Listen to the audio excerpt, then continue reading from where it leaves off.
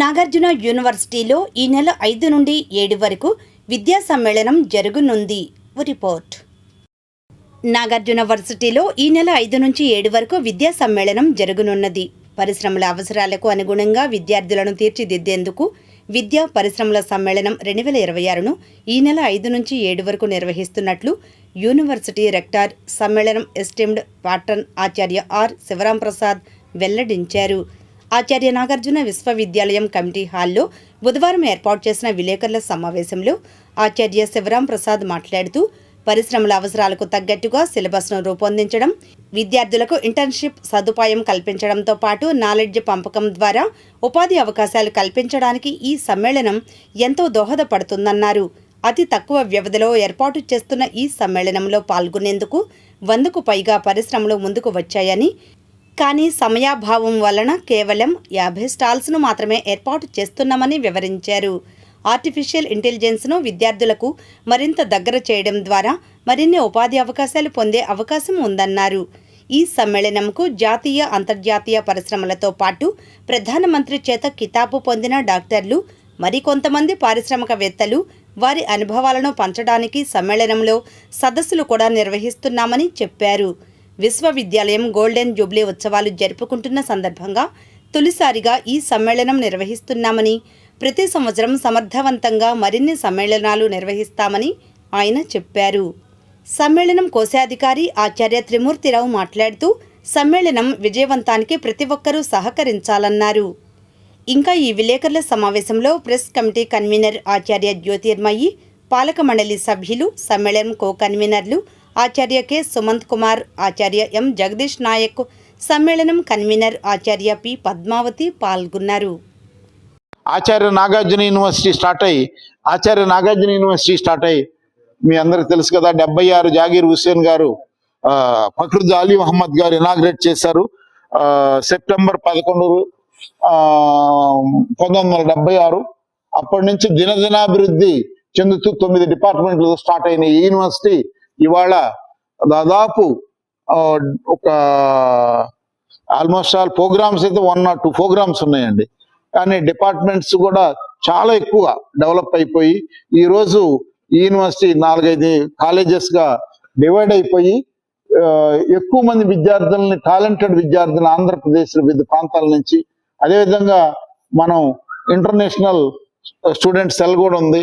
ఇతర విదేశాలకు సంబంధించిన స్టూడెంట్ కూడా బాగా ఆకర్షిస్తున్నాం.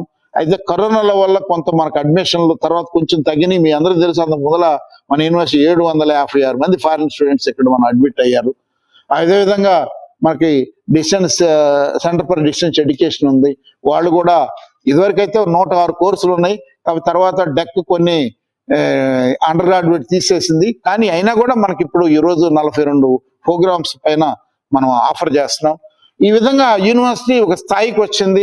నేను ఆచార్య నాగార్జున గొప్పదని చెప్పను, కానీ ఇంత ఇన్ఫ్రాస్ట్రక్చర్ ఉన్న, మోడర్న్ ఇన్ఫ్రాస్ట్రక్చర్ తోటి ఉన్నటువంటి యూనివర్సిటీ మాత్రం ఆంధ్రప్రదేశ్లో లేదు. మిగతా అన్ని పెద్ద యూనివర్సిటీలు ఉన్న ఆంధ్ర యూనివర్సిటీ అవన్నీ ఎందుకంటే పాతబడిపోయిన స్ట్రక్చర్స్ పాయింట్ ఆఫ్ వ్యూ కానీ, ఎస్వి యూనివర్సిటీ కానీ ఇవాళ అన్ని ఫెసిలిటీస్ తోటి ప్రతి ఏది చూద్దాం ఉన్నా కూడా చాలా మోడర్న్ గా ఉన్నాయి. మరి ఆ ఫెసిలిటీస్ తోటి ఈ యూనివర్సిటీ అగ్రగామిగా ఉంది.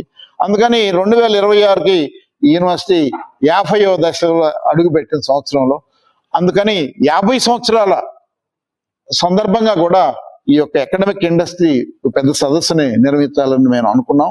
దీంతో ముగదండి, దీని కింద 50 సంవత్సరాల ఉత్సవాల కింద మేమంతా కూడా చాలా చాలా ప్రోగ్రామ్స్ చేపడతాం.